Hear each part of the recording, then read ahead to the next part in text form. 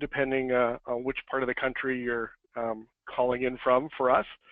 So we don't have sometimes I pack a lot of information in depending on the time of year with a lot of things going on. There's still quite a lot of things going on, but we may not be as rushed as we typically are. Still a fair amount of content I wanted to cover up with everybody at this time of the year. So if we look at the agenda, I'm going to talk about some of the CPT code changes that have been announced by the AMA just in the last couple of weeks. Some of those were proposed in the physician fee schedule that came out in July. We kind of knew they were coming in September from the AMA, and we'll get the more definitive things, particularly from the CMS side with the Medicare physician fee schedule in November. Obviously, let's talk about the therapy cap update. That's an ongoing big thing, particularly with the looming date at the end of the year. I'm going to talk a little bit about Medicare compliance, specifically around something that happened just in the last couple of months that kind of was somewhat disruptive and concerning, and I think you want to spend a little bit of time talking about that. There's some changes recently in ONC with certification of EMRs and health IT that I wanted to make you guys all aware of. Some more news of what's going on from the Hill and legislative updates. I had the pleasure of attending the APTA business leadership meeting earlier in September and got to spend time with all the folks up there and kind of get caught up on some of those things. So we'll talk about a few of those, some other regulatory changes and additional webinars, etc. So as we look to get started, I do want to wish everybody happy National PT Month in October. Also Breast Cancer Awareness Month. So wear your pink, wear it proud. Hopefully we'll see it all over the football fields and sports fields, driving more awareness with that. And this week just also happens to be National Healthcare IT Week. So lots of things going on in the month of October. And we are here in the South finally getting some amazing fall weather, which I hope stays around for several months, which would be a welcome thing for us. So when we talk about some of the CPT code changes, as I alluded to, there were some things referenced in the Medicare physician fee schedule, the proposed fee schedule in July, where we knew there were some code changes potentially coming for 2018. And obviously the HCPCS codes, the CMS and the CPT codes are under the AMA and authority and stuff. So let's talk about what the AMA has published and how that may impact us. So when we look at 2018 and the CPT codes that have been impacted, obviously 97532, we expect it to potentially be deleted, and they have deleted that effective January 1st. Obviously that's the development of cognitive skills. That's a code that's heavily used in our space and across both PT and OT and speech to some degree. Other codes, some multi-layer compression codes have been deleted. So 29582 and 29583, there really are no replacements for those codes. So that's the application of multi-layer compression, thigh and leg, including ankle and foot, is 29582, and 29583 is the application of multi-layer compression, upper arm and forearm. There are other codes, compression codes, that are still valid, which is 29581 and 29584. Those are still valid multi-layer compression codes, both for the leg, knee, foot, and ankle, as well as upper arm, forearm. So no concern there. And then the other one that has been impacted or deleted, as you see there, is the 97762, which is the checkout for orthotic prosthetic use for an established patient. It has been deleted. But let's talk about some of the replacement codes. So on the replacement side, so we have a new code for development of cognitive skills with a much more involved and detailed description, and I'll talk about that in a little bit more detail in the next slide. But it is the new code. It was referenced in the proposed Medicare physician fee schedule. That was one of those codes that it kind of had a 97X11, a placeholder X, so there was some expectation it was going to be 97 something 11. So actually this code is now 97127. So it's a new code. It's an untimed service-based code. so it doesn't have the time-based 15-minute component the previous code did, and it does replace it.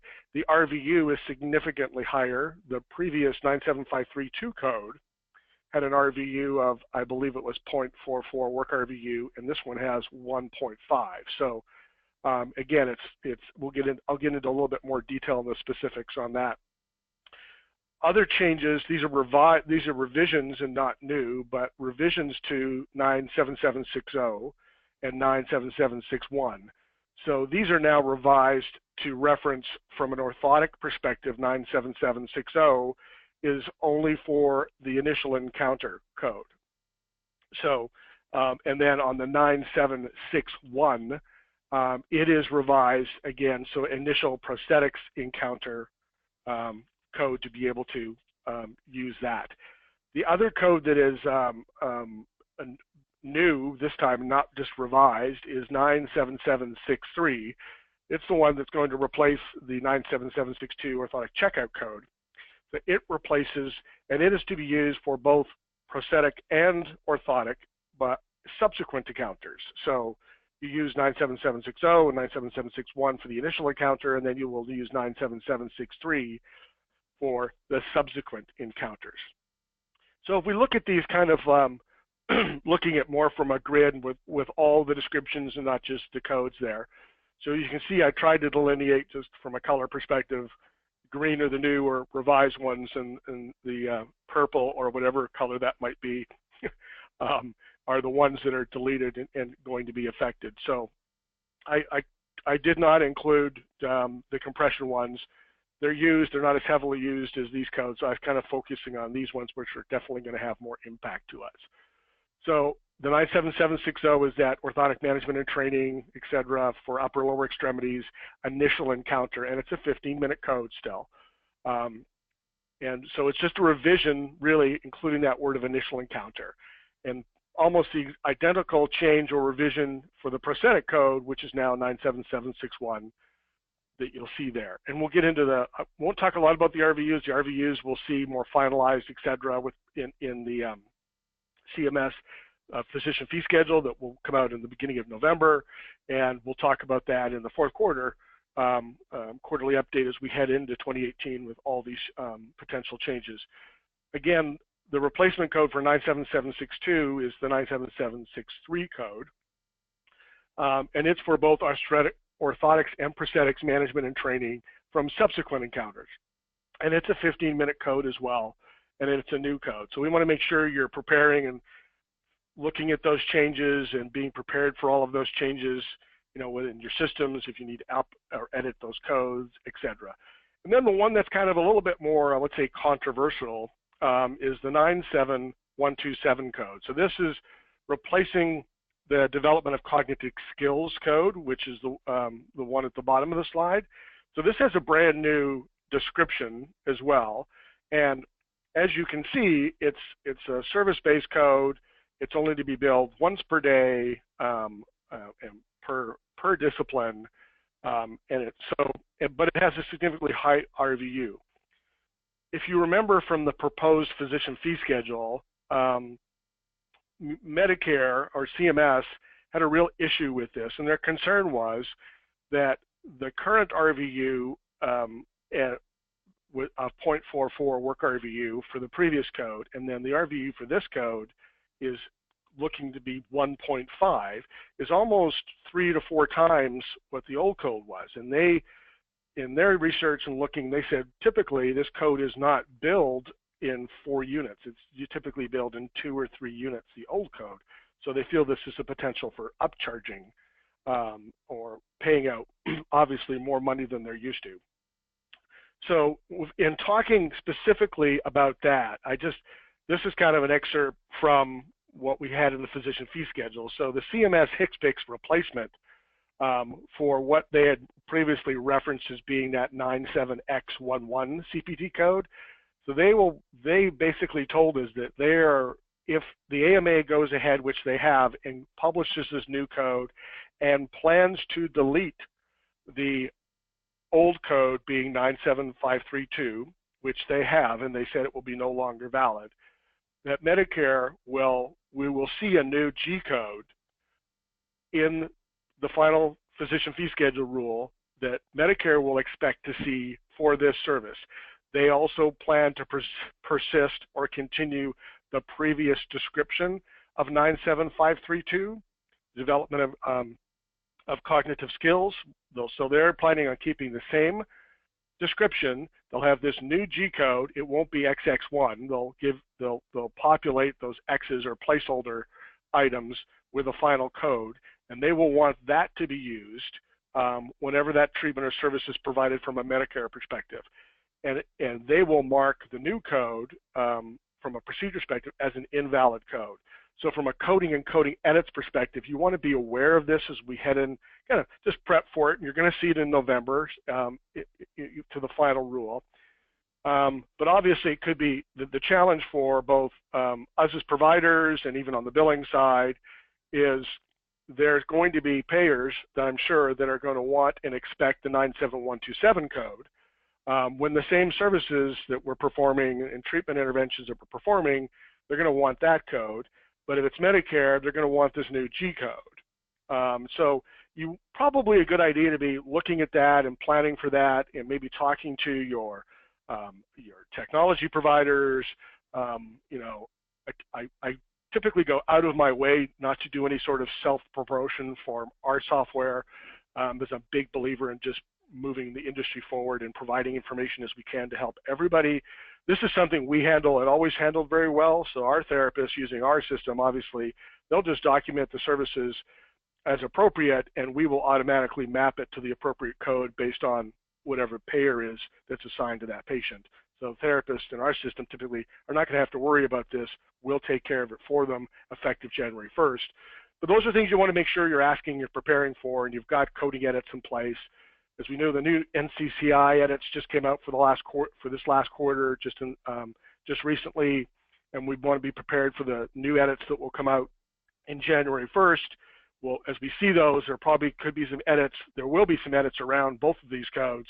So being prepared for that is going to be key.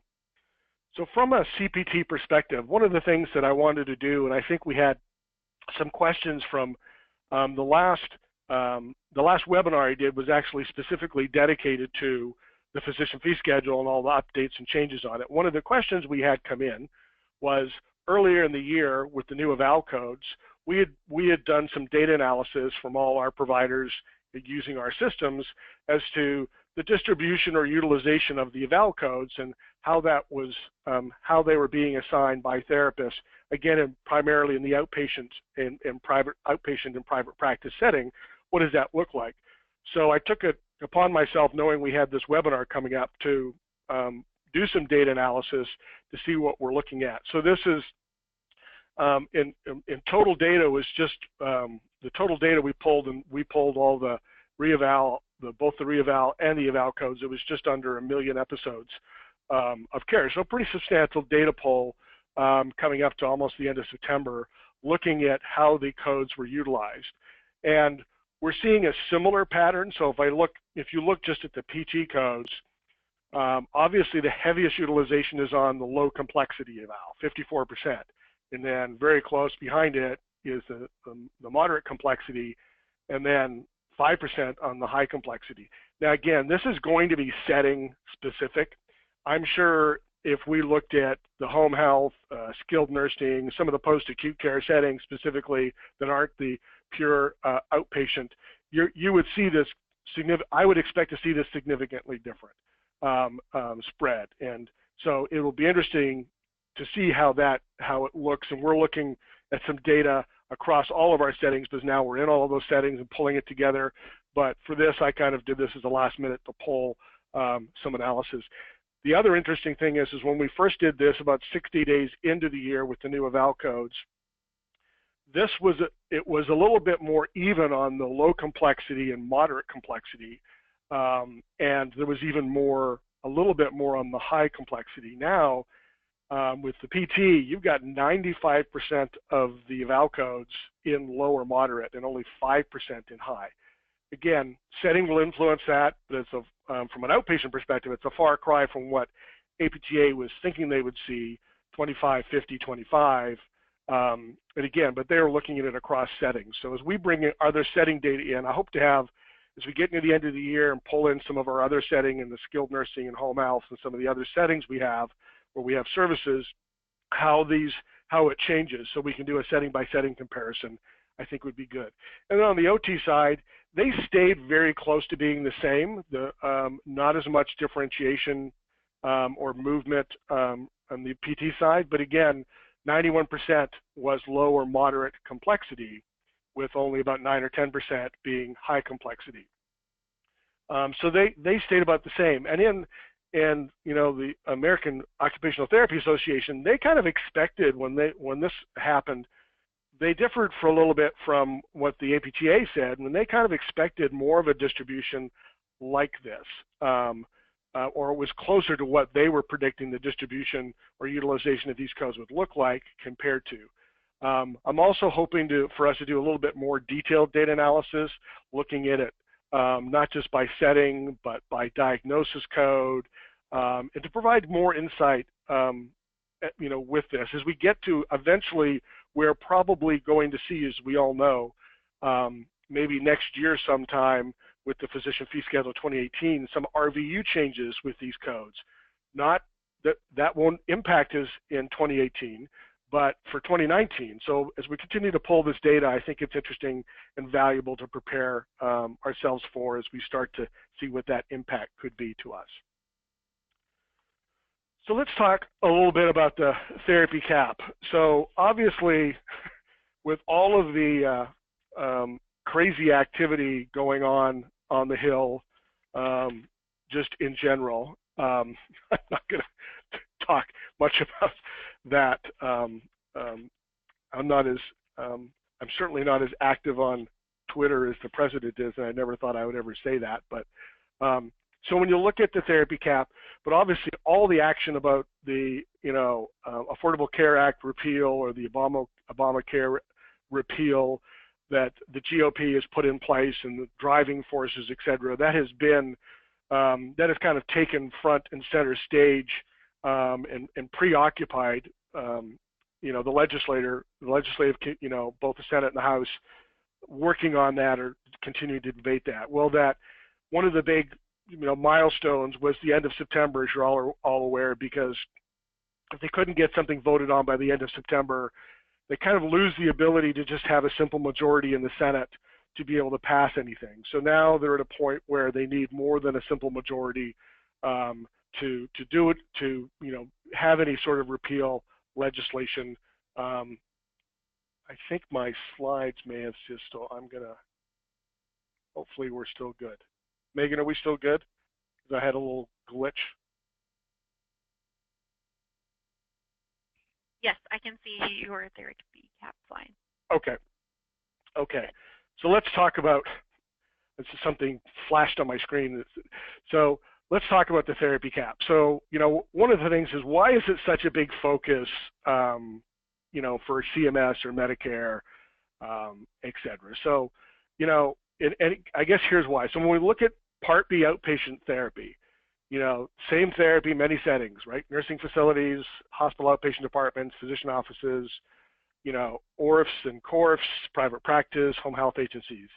So the spend, and this is 2014, so this is 3 years ago. So the spend 3 years ago for outpatient Part B therapy was $6.7 billion, right?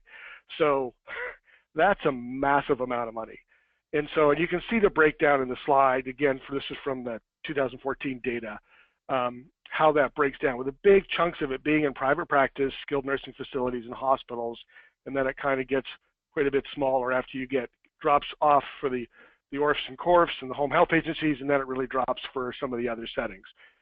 But a huge spend, so a huge focus, and all these settings basically use the same billing codes and are subject to some of the, basically the same policies. So why it drives so much attention, is purely financial. When you look at the percentage of Medicare, the cost of Medicare at the overall federal budget, it is significant, right? It's 15 to 18% of the entire budget for the country. So big focus which hopefully is a good thing, right? How do we get this help under control? And the cap is obviously not the best way, or the cap exception process not the best way. The other thing I wanted to kind of do is do a quick timeline. So, the cap came into place, as we all know, with the Balanced Budget Act, the BBA, in 1997, right? And it was created per beneficiary per calendar year. And we had that wonderful thing where they bundled PT and speech in a single cap for $1,500, and then OT had its own cap for $1,500. And that's something we've tried to get that addressed over the years. And then in 2006 is when Congress authorized, the first time we saw the exceptions process, right? The KX modifier, that you could use to continue to get paid for services that when skilled care was still necessary for the Medicare patients beyond that cap limit, and that process has been in place. And then in 2011, we had, pardon me, the CMS imposing the 25% cut on the multiple procedure payment reduction. That started coming into play. And then in 2012, that's when we saw the manual Medicare review on claims once, not just over the cap, but if you went over the $3,700 threshold. That started to be significant, particularly as the cap was impacting outpatient hospital settings and multidisciplines. It was easy, particularly with that combined PT and speech cap, to go over those thresholds, and the implementation of that process was really problematic. It was pretty horrific. And then in 2013, we got a 50% impact on the multi-payment procedure code for the second procedure, right? So then, and then in 2016, Congress passes the targeted, Medicare review. So doing much more of a targeted review, which was a dramatic improvement over the previous implementation of the Medicare, the manual Medicare review on claims, and that flawed implementation. So from a pure cap update, so we know the cap this year for both PT and speech, it's $1,980. For OT, it's $1,980. Again, we see no reference to what the cap amount, or if there will be a cap amount in 2018. We also know, pardon me, I'm fighting a cold, and I apologize for the odd cough. The current exceptions process expires at the end of the year. So some action of some kind is going to be required.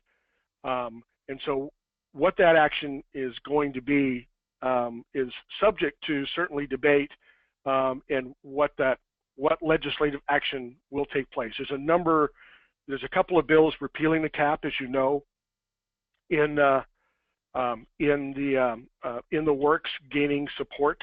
The HR 807 and Senate Bill 253. The House bill, HR 807, I believe the number is, it now has 198 co-sponsors. So pretty significant bipartisan support on it, and it's basically to the cap repeal bill, or it's the Medicare Access to Rehab Services Act. And then in the House, the Senate Bill 253, it now has 34 co-sponsors. And so the good thing is getting this sort of repeal of the Affordable Care Act and Obamacare behind us, well, we hope it is, and the focus on these types of actions, and this being a real one everyone's advocating for, APTA, OATA, ASHA, NASL, significantly lobbying to get something done. So what will Congress do, right? So that's, I will not hazard a guess, but there are kind of what I believe to be 2 or 3 potential options. One is they just reauthorize the exceptions process, and they kick the exceptions process down the road, and we either stay at the same cap level, they bump the cap up marginally, and they don't address it, right? And extend it for another year or 2, and so because they can't get it done. Or they repeal it altogether, right? So that pass the legislation, they repeal the cap. That's probably the least likely thing to occur, is the second option. Or they repeal the cap, and obviously, if they're going to repeal the cap, it seems more likely that they're going to put something in place to manage the cost and medical necessity review for therapy and by discipline. And so what is that going to be? It will probably be a dollar threshold, but then once you go over that dollar threshold, what are going to be the things you're going to have to do? As I noted in here in talking to some of the people intimately involved in NASL and APTA, or what, very closely aligned to the Hill on this, Congress is really loving this whole prior authorization of services, which is which we shouldn't be a big fan of as something that may kick in, because the implementation of that I think would be interesting or challenging for us. Post-payment review of claims, possibly pre-payment review of claims, etc. And all of this is driving around really the cost of this. There is significant potential savings, and we should be seeing something from the CBO on what the benefits or the budget impact will on the cap, or not doing something on the cap exceptions process. So just stay tuned to this. I know, as I said, NASL, APTA for sure are really tracking and following this, and I'm trying to stay on top of it as much as I can with the folks much closer to the Hill. But something will probably happen. I said I would bet on either kicking it down the road with exceptions being extended, or possibly a repeal with some new system in place to manage the threshold. So, and we may know more, hopefully, in the Q4 regulatory update. Hopefully we'll know a lot more, and action will have been already taken. So now I want to get into just a Medicare compliance. So this is not, this is kind of not fun to talk about, but I think it's a wake-up call for all of us, and just to what's going on, what's Medicare doing, how they're doing it. It was certainly a wake-up call when I read through the report and some of the findings. So as many of you know, Fox Rehab, which is a significantly large provider of Part B services up in the New Jersey area, and I will say this, I have an utmost respect for what Tim has been able to do and the team he's built, and the impact he's had on patients for improvement of function and maintaining function and not deteriorating, particularly in the assisted living centers and aging population, and their patients absolutely love, and patients' families love what they've been able to do for them. But be that as it may, the OIG got involved, and you've probably saw some of the press, which don't jump to conclusions. I would recommend, I put the report in here. It's pretty detailed. It's not that difficult to read. But I wanted just, to make you guys aware of it, and then to talk about some things you probably need to be doing if you're not doing, and definitely be taking a lot more care and attention within your practice and your setting. So what the OIG did is they basically did a sample of about 100 claims over a 2-year period. And out of that 100 claims that they randomly sampled, there was 85 of them they found that were improperly claimed Medicare reimbursement for outpatient services. Based on that, and I'll show you the chart that's from one of the appendixes in the report, that based on that finding and using some of their estimations and tools that they use from a statistical point of view, they estimated that Fox improperly received at least almost 30 million of services that did not comply with certain Medicare requirements. Well, that is a significant amount. Obviously, they have a target on their back given the services they provide, some of the things that were identified, how large they are, all probably contributed to, why them were looked at. So when you look at the specific findings, and again, around this sample of this 100 claims over 2 years, so just 100 claims that were randomly sampled, this is what they basically found. So there was 3 big buckets or areas the report references. One, that services were not medically necessary, and you'll see I'll talk about the categories underneath that. They found that documentation did not meet Medicare requirements. so inadequate documentation from their perspective, and coding didn't meet the requirements. So under the service is not medically necessary, this is where the bulk, kind of say the bulk, because out of the 85 claims of the 100 that did not, they felt reimbursement was not warranted, all 85 of them, they felt that the care was not appropriate, given what was in the documentation as the limitations, the functional status, etc., and read into the detail on that. In addition, almost all of them, 84 out of the 85, they felt that the services were not reasonable. And so, again, the details in there, and I will say, in each of these instances, you can see Fox's response to that. And in the citing, the sightings of the study of the OIG report references the Medicare Beneficiary Manual, etc., and so did the response of Fox. So this is not by any means over. I'm pretty sure Fox is actively continuing to debate this. And then if you look at services were not specific or effective. So again, based on the documentation, they didn't feel like 26 of the 85 claims that the services were not clearly defined to be effective or addressing the areas that were documented probably as limitations. 16 of the claims, no expectation of significant improvement, which is really interesting because, you know, with the Jimbo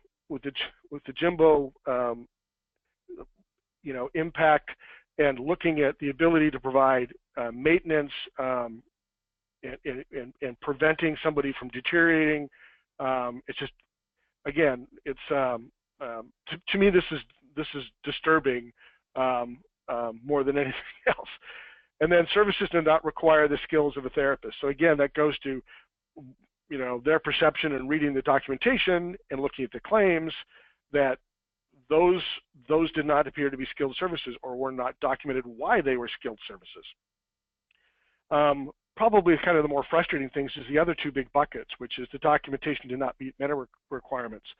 So 1 out of the 85 claims, they noted that the progress report was not prepared within the minimum progress reporting period or within 7 calendar days after the reported period. So 1 claim out of the 85. And then the coding did not meet Medicare requirements. Their specific example was 1 claim, 97535, therapeutic activities, should have been billed, the self-activities should have been billed instead of 97530, which is therapeutic activities. The reimbursement obviously is higher for 97530. They did say that there was some other issues on the claim. There was more than 1 error, so that particular claim was rejected outright. But again, not significant, but oh boy, is that eye-opening, and what are we doing, and how much are we looking at of this? I mean, by the grace of God go I, right? So I mean, what are we doing to prevent and make sure we're still staying in compliance with all of the Medicare beneficiary and the policy manuals, and how astute and trained, and have we drilled and we created tools to make sure everybody completely understands that. If this doesn't kind of serve as a big wake-up call for us, I don't know what will. Particularly if you look at, this comes out of the end of the report, it's in the appendix, so there are sample results and estimates. So the sample size, as you'll see in the middle, was 100. So they took a random sample of 100 claims out of 400,000 claims, and based on that sample, they found 85 that were unallowable. So using their, extrapolation and 90% confidence interval, they took the lower limit of what they felt. If 85 out of 100 had a value of X and failed, given that there were 400,000 claims in context, the potential for overpayment was 29.9, or just under $30 million. So, I took a big deep breath, but I think every compliance person, Medicare compliance person, and every healthcare provider should read that report and look at not just what was found, but also the detailed responses from the provider themselves that are valid. So we'll stay tuned on this one. But so at the end of the day, what do we need to do, right? So know the Medicare benefits policy manual. Create fun things, create something in your practice, create something if you don't have a compliance officer or someone who's kind of in charge of making sure the Medicare audits are done, do things to make sure everybody understands what it is. Obviously, there's lots of technology, including our system, that helps you with that, but don't be, as a provider, dependent purely on technology to tell you something. You should know it, right? Particularly if it's a significant portion of your business, because the risk is significant, not just from CMS, but from OIG, right? It's one thing to get a claim denied, but when OIG gets involved, it's not fun, because the public perception and the press that came out of this is probably more of a challenge for that provider than them dealing with this if they can get the damage is already done publicly, regardless of the end results. And then leverage all the compliance resources you can. Stay in touch with your associations. Attend regulatory things. Follow the Medicare policy and Medicare policy changes. Make sure you're doing those types of things, and you've got somebody in your organization who's dedicated to making sure that's communicated. The larger providers in our space have compliance officers, compliance teams that do nothing but just live and breathe this and attend and stuff. We should be doing the same things in the smaller settings and the smaller practices. Don't think you can just fly under the radar. That's a very dangerous approach to this. Conduct internal Medicare compliance awareness training, right? And so where you can make it fun. You can do some lunch and learns. You can do a number of different things. So then from a compliant documentation, understand what that is. There's lots of tools that we've put out and other people have put out, APTA's put out, is what is Medicare compliant documentation. And so understand what that is. Make sure your documentation is explicit and it does support the charges and the services you're providing. Make sure you're reconciling the treatment time and billable time, both on untimed and service-based codes. Make sure you're explaining why the services you're providing, why you're doing them, why they're medically necessary, why they're reasonable given the presentation of the patient or client you're serving, and that they're skilled services, why they're skilled services. All of that is critical to be able to have really good, as we've heard, and there's defensible documentation, right? Make sure you're referencing evidence, right? What evidence-based practice, we've heard a lot about that. Reference professional guidelines that have been validated and vetted, that you're incorporating it in, so you're moving a patient from stage to stage or phase to phase, that you're doing it based on something that's approved and been vetted and has been researched and supported by evidence. Ensure your clinical findings support your functional goals and treatment plan. So you found these things. What are the objective and functional goals you're going to do? And make sure you're tying your interventions that are directly related to getting somebody from where they are to the functional goal and why that's important for that particular patient or client. And then if you have changes or updates to your plan of care because of a change in a patient's condition, then you need to revise your plan of care. Not just because the patient's been there X amount of visits or X amount of weeks, but if there is something that changes in the condition from a comorbidity, an exacerbation, whatever it is, you should be revising that plan of care, getting that readdressed and validated, et cetera. And then when we talk about perform regular chart audits. So, we should be doing this anyway. It's kind of just best practice. So do chart audits. Do chart audits on non-Medicare and do them on Medicare for consistency purposes. And look at adjudication, right? So don't just look at the documentation components, but also adjudicate it against the claims associated with that or the charges if it's not clear. Those are things that should be done, and make sure you're not just doing them, do them you should be doing them on every single therapist in your practice. And you can do random samples, etc. But that's just, again, good practice. I assume everybody's doing it, but maybe with this new lens of what we're seeing in this report, you could, take it to another level just to continue to have a defensible position than having to deal with this, in a different setting. And then stay informed and engaged with CMS and your MAC, right? So, your Medicare contractor, what are their rules? CMS has their rules, and then the MAC has theirs, which are pretty aligned, but sometimes they're not and different. What are those? Again, communicate, educate, make sure you're staying really engaged, and you're not playing reactionary. You're not really being reactionary with them. You're being very proactive in engaging and understanding the changes and implications to practice you may do, documentation changes you may require, etc. And I think it will go a long way to giving you much more peace of mind as you move forward. So enough about that. But again, don't let that go unnoticed. To me, it's a great opportunity. It's I think what Fox is going through should be a wake-up call, and we really need to look at, because if you look at that number, that $6.7 billion number for Part B outpatient services, we need to be looking at all of these things to make sure the efficacy of care we deliver, which we know is great, that our documentation and that we can defend that as we move forward. It's going to be critical. So, ONC update. ONC, particularly with the health IT certification requirements, so they came up with some changes.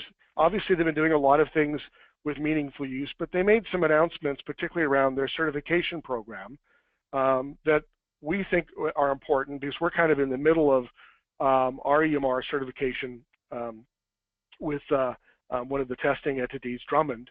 And so it was a pretty interesting announcement. So they announced 2 significant changes to improve the certification program's efficiency and reduce the burden industry-wide, because there was a lot of backlog.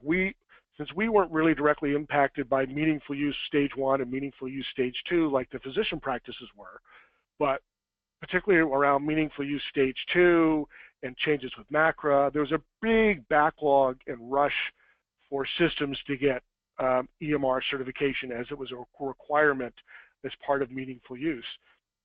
And obviously there was only so many certification bodies and testing labs, and there definitely created some inefficiencies. So the announcement that they came out with is there's about 30 of the 55 certification criteria they basically said are now can be self-declared by the vendor doing that testing, which is more than 50% of the test procedures can be self-declared. And if you look at the individual procedures that they did this with, to some degree, it makes sense.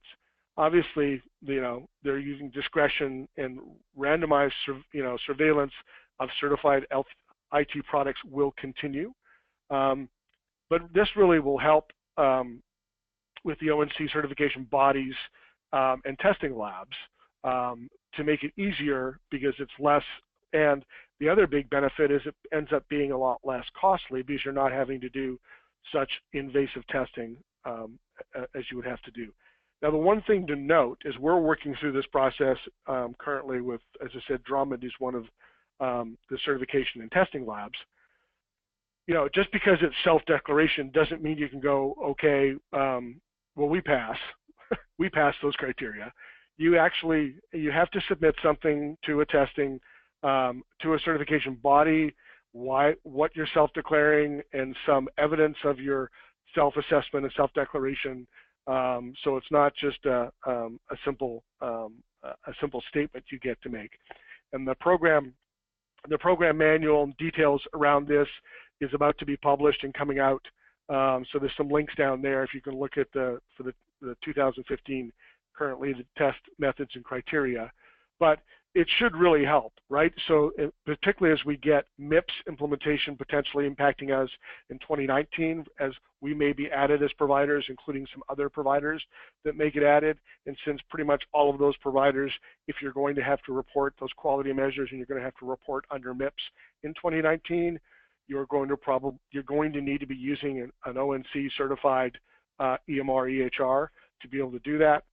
If you're not already having discussions with your vendor about that, you should be, because if they're not yet certified, they should be in the process to get certified, even with this self-declaration process coming up, because come 2019, which will January 1st, which will be here soon, if we are included and required to report under MIPS, this is something your IT systems are going to have to meet that criteria as well. So some additional news from the Hill as we kind of get start to kind of wrap up that is interesting that has been occurring that I do want to touch on.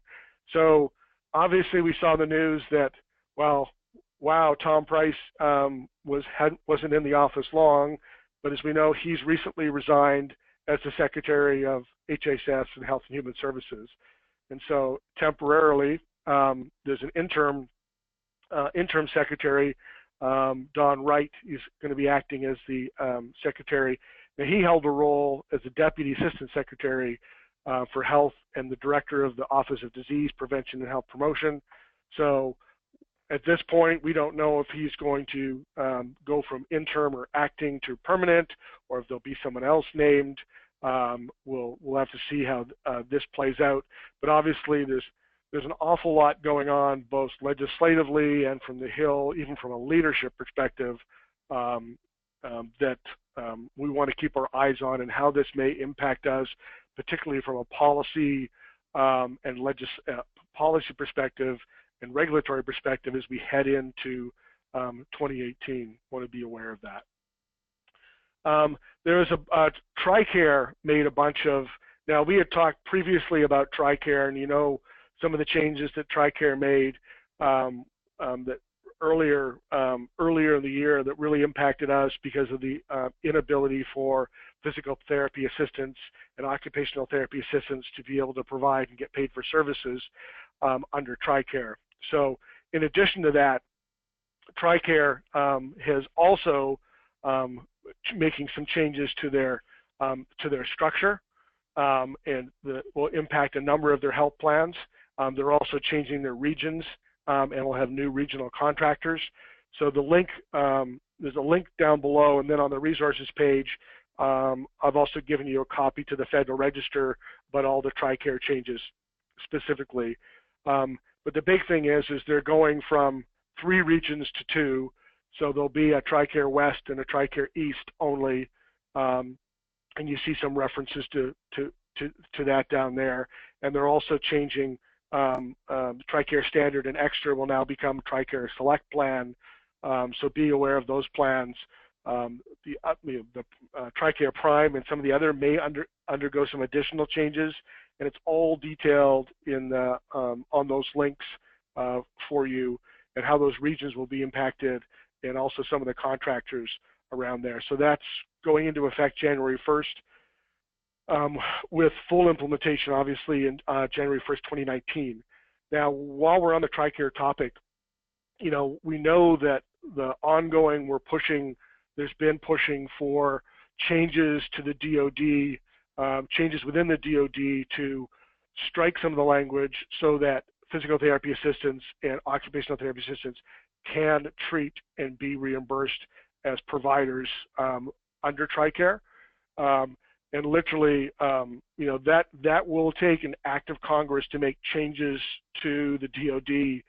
So there's some hope and possibility that we may see some of that occur between now and the end of the year, with some of the things I was hearing and talking to the Justin and some of the folks up at APTA. So we'll keep you updated on that. Again, that will take congressional action because it will literally change language in the DOD, Department of Defense. So we'll keep you posted on that. This specifically is just about some of the plan changes that TRICARE is doing, as well as some of the restructuring it's doing in its regions that you may want to pay attention to, particularly if you have a large population under the TRICARE. Other thing that CMS announced was new and more targeted Medicare audit process. So they've initiated a pilot program called the Targeted Probe and Educate, where the MACs will focus on specific providers and suppliers within a service, and all providers for that service. So they're going to review some claims per item per service. They're not and so when we say providers, one of the things somebody had asked me was, are you talking about individual therapists? In a practice? No, when you say provider, they're talking about the practice itself, not necessarily the individual provider in the practice. But keep an eye on this. There's a link to the flow chart down there that they published, as well as some references. So there's 3 rounds of errors they'll look at. They'll do a probe. Again, it's a pilot, but pay attention to this. So targeted Medicare audit, reviews, and just, obviously looking at where the phases it may get referred to a RAC, and you can come out of the pilot if you respond appropriately and address the errors with them. So again, something that's new, want to be aware of, keep an eye on. You can look at the links there for the flow chart, which clearly describes it, as well as details on the program itself. So some additional regulatory changes. There's a lot of chatter going on about this particular one, so I wanted to talk about it, specifically. So we all know that there's a new Medicare number coming. Obviously, the goal and benefit to get away from a Medicare perspective, the Medicare number being a Social Security number.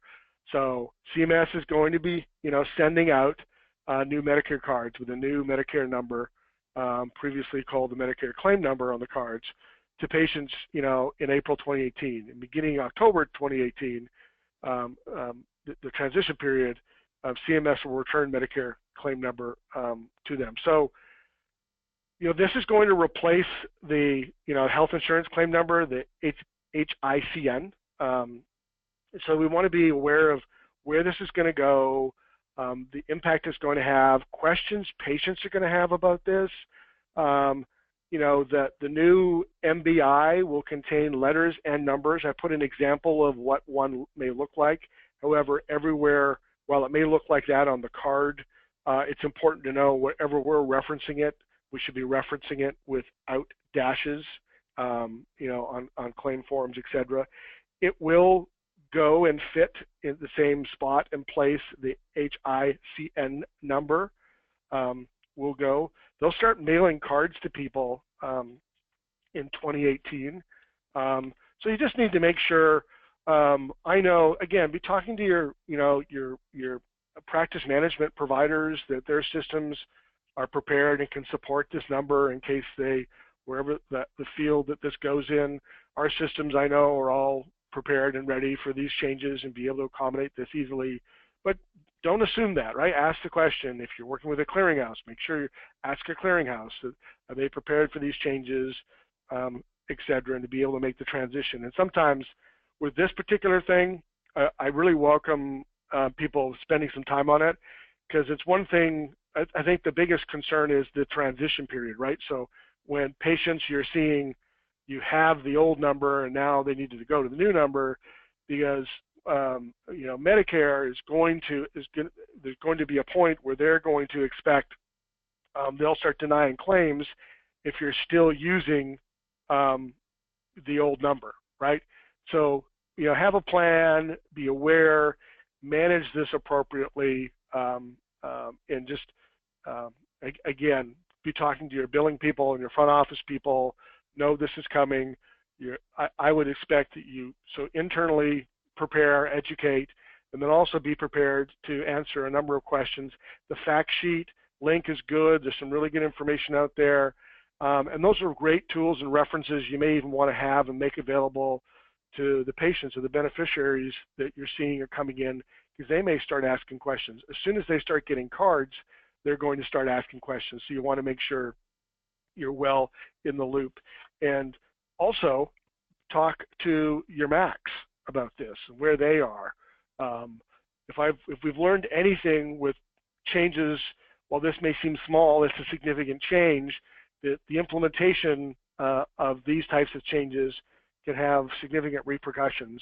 And so you can't control whether CMS or the MACs are prepared to manage it, but you certainly can control the things you can that in your own practice, in your own setting, that you're prepared, you provided the education to be able to do all the things you need to do in preparing for this.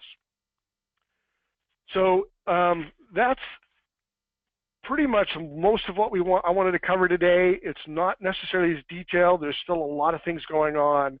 There's a lot of legislative activities with the CAP and some a number of other healthcare bills that are in flux that we hope, and Medicare extenders that we hope get addressed between now and the end of the year. And I'm looking forward to having a really, really good and positive, exciting fourth quarter regulatory update December 7th. So put this one on your calendar. Will be the final Medicare physician fee schedule will have been out probably about at least 3 weeks or maybe a month by then. So we'll have a lot of detail and information, and we'll still have a good almost 30 days to final and prep heading into 2018 with all the changes that will be in there, including maybe what some of these new G codes will be to address or accommodate. So thanks so much. I'm going to turn it back to Megan to cover off some of the events we have coming up and to wrap everything up. Appreciate all your time, and thanks for hanging in there. Thanks, David. So just to quickly run through some places we'll be this fall, we have a busy conference schedule in October and November, so you can meet our team, including David, at the NARA Fall meeting in Las Vegas in a little over a week. We'll also be at ACA NCAL, also in Vegas, the APTA Student Conclave in Portland, and of course APTA PPS in Chicago in November. So I know there were a couple of questions that came in, so we'll be sure to have somebody follow up with you to get the answer for you. So be on the lookout for an email from one of our Casamba team members. Yeah, and Megan, I just wanted to mention to everybody, I will be at the ACA conference in Vegas. I will also be at the Student Conclave, which I'm really looking forward to being in Portland. For those of you who don't know, the Student Conclave is probably the funnest, most exciting meeting to attend, because the energy in our students coming out now is it's just infectious. So if you're happen to be going there, whether you're on a recruiting trip or whatever, look for me. Be happy to chat to you. We'll have a booth there. I'll be in the booth as well. So please look for me. And then, of course, I'll be at the private practice meeting as well in November. Please look for me as well. And so, Megan, I'll let you wrap us up and close us off. Sure. As always, if you'd like to learn more about Casamba or any of our solutions, you can visit us at casamba.net, or you can contact us at 818-991-9111. Be careful when dialing that. And of course, we would love to connect with you on social media. We're on all of the major channels. And of course, David's personal Twitter feed is at @D_McMullen, and he'll be tweeting out a lot of these regulatory updates and the changes and the details that are coming out over the next few weeks before our Q4 update. So again, we thank you for joining us and giving us an extra minute today. We will send out the recording most likely tomorrow, as well as copies of the slide. So we hope to see you next time, and have a great rest of your day. Thank you. Thanks, everybody.